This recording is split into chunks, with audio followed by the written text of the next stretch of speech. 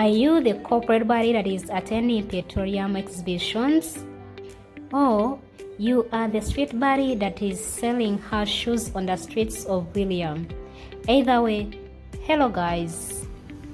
Welcome to a Kampala Life. Today we are going to talk about the informal sector in Kampala versus the formal sector in Kampala.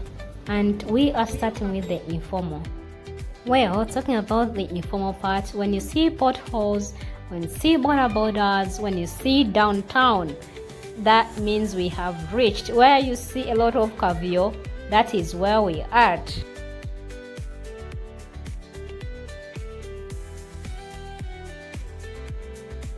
And when you talk about the formal sector, where you see construction, where you see people having seminars, where you see people in boardrooms, where you see people showing up formally, that is the formal sector.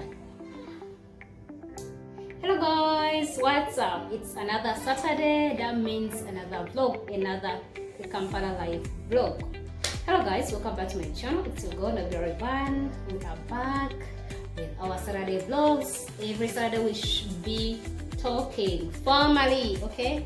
How have you been? So today I put down a few notes. I just don't want to mama, baba, whatever, brother, without knowing what you're talking about. But yeah, today I just wanted to bring a topic about the formal and the formal sector in Kampala. I can't believe I did a course about informal sector. If I tell you about my market life, yeah, but yeah, that is a whole topic, a whole course unit taught at the university, informal sector. Well, so anyway, hi, we are talking about the hustle life, the real Ugandan hustle. I have notes, so if you're asking where I'm looking at, I take notes. We are not murmuring. So we are talking about the real Ugandan hustle, and here we are going to discuss about the informal sector versus the formal sector. And yeah, do you know that the informal sector actually runs the Ugandan economy? Surprise, well, not surprise, because this is a developing country whereby we don't have so much going on for us, so we are relying basically on the informal sector, which is quite good because people down there make some good money. Okay, so let's start with informal sector. What we have, what we're going to talk about. We're going to talk about what is the informal sector and what is the formal sector, the goods, the bads, and everything that you like to know. So if you have any questions, kindly ask in the comment section below. I'm doing this for my girlies out of the country. Usually when I was still in the informal sector, they used to ask me like, how are you running business? I have some money, how do I start a business in Kampala? So this is for you. Kindly have a seat, let's discuss. Okay, well, in the informal sector side, we have those people who wake up every single day selling fruits, the boda guys, people doing the tailoring, people doing people who are selling clothes, people are selling shoes. And particularly for myself, I used to sell shoes on the streets of William. If you know William Street, just around there near Boost House, that used to be my spot. Okay, you see that picture above that? That's used to be my spot. I used to sit down on the street during the COVID times, because during COVID actually I was at school, but then schools were closed, everything was closed and stuff, so I went into like business. That's how I started doing the shoe business, selling from the streets. Well, the informal sector is whereby you don't need to register the business.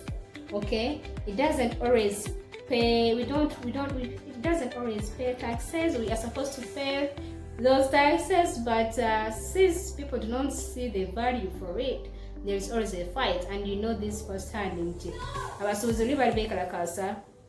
Regarding IFRIS, those e-invoices, downtown, you get. So usually the informal sector doesn't pay the taxes. Well, And the salary, well, it depends. You can get today, tomorrow you do not get. You get well today and tomorrow you do not get. So the income is not fixed. It's not like, oh, today I'm gonna make this much, or tomorrow I'm gonna make this much. The income is not fixed. For the informal sector, well, it is different, as you see on this side of the picture. It is different. It is a registered business. Taxes are always paid. The employees are always paid. NSF is paid, and this includes the banks, the corporate offices, the hotels, the corporate places. You get those, especially the ideal example is the bank or the hotel.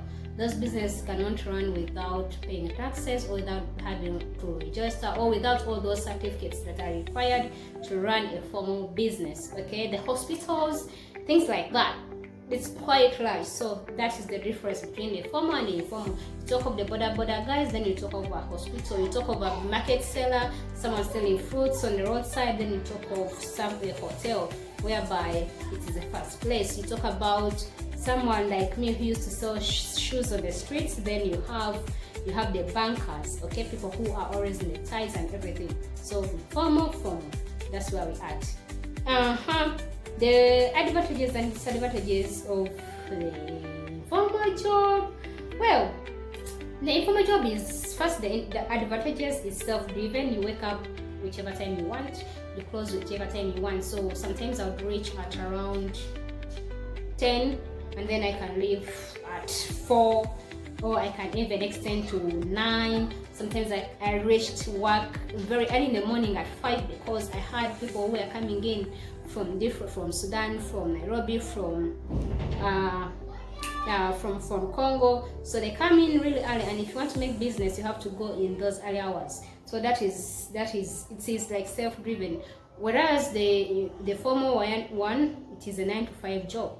You have to be in the office at 8, then you have to leave by 5. So that's where we are. So you cannot leave early, though you cannot start early. That is the difference. It is flexible. The informal is flexible. The formal is fixed hours.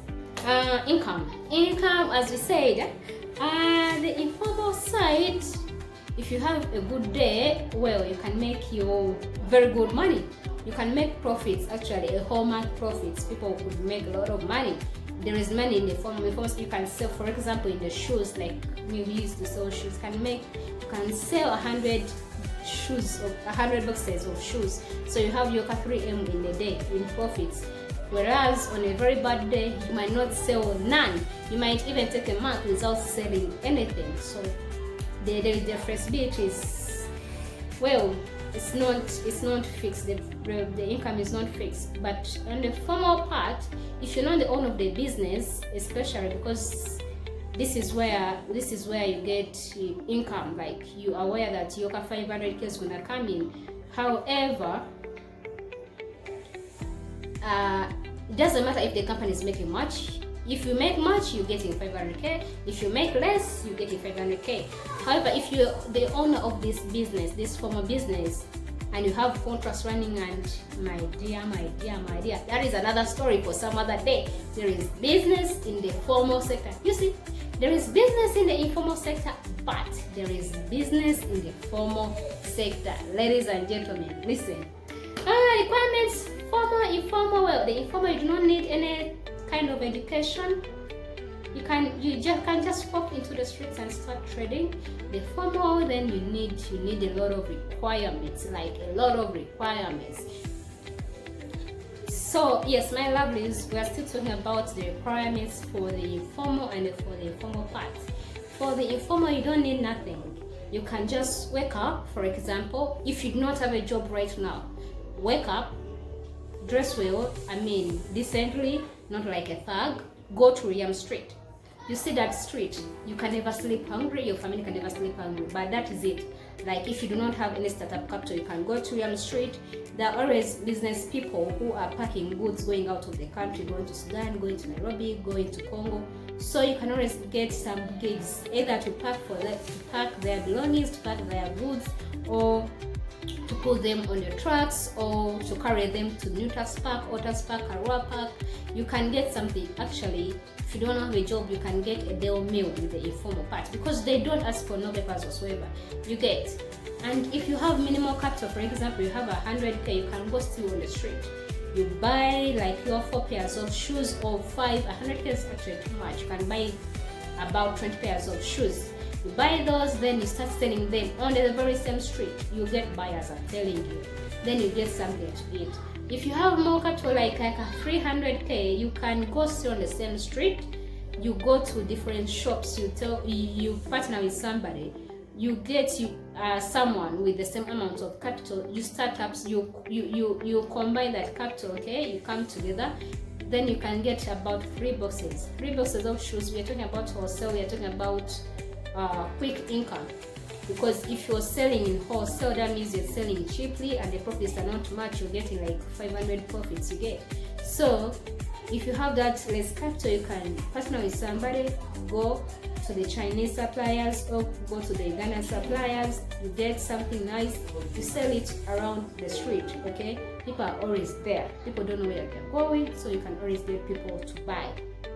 If you have more capital, for example, you have 500k, 500k can get you 2 boxes. But what are you going to do with 2 boxes of shoes? But you can partner with somebody, 3 people. Then you have your 1.5. With that, you can get like, for example, 6 boxes from the supplier. With that, then you have the samples with you. You'll be looking for clients. You have to be street smart. So with the informal sector, it is very easy actually to get. So yeah, we are still talking about the capital in the informal sector. With a lot of capital, that's how you can make business. That's how you can earn a lot of profits. Okay, but with the formal sector, actually, if you it needs you to have papers. Doesn't matter if you're the business owner or if you are an employee. If you're an employee, the business they'll definitely be asking you, for example, working in a bank. They'll be asking you for entry level. They will be asking you for your papers, your degree, your diploma, your experience and everything. If you are the business owner, then still bidding for jobs, getting contracts require you to have documents. Okay, so papers be moving in the formal sector. People do not. We are not in the boardrooms anyhow. No. People are there with a lot of documentations, a lot of papers. It's a lot of work. But if you get it right, my dear, there is money. So either way, it doesn't matter whether it's in the formal or in the informal, money is always there. Money is always there when you are actually elevated. In a formal, you need a lot of capital for you actually to be making good profits. In the formal, you need a lot of papers, a lot of knowledge, and still some little capital for you to be making good business. So that is what we have for today. If you have any questions regarding informal sector or formal sector, you can always ask. I'll be here to let you know. If you are there and you are looking at what to do back home, you can start in the informal way, because that's where we all start from, and then you can always move. I was never a career person, I was never a corporate guy, but hey, things changed, and yeah, that's how we are right now. Well, without talking too much, that is it about today's vlog. For me, I respect all the hustle, be it informal, be it formal. I've been there, I've been in both, so really I have no issues whatsoever. If you're in a tie, if I'm in heels, or if I'm busy running, everything everywhere on the street, okay, as long as it's growth, it brings in money, I can take care of myself, I can take care of my needs. I mean, why not?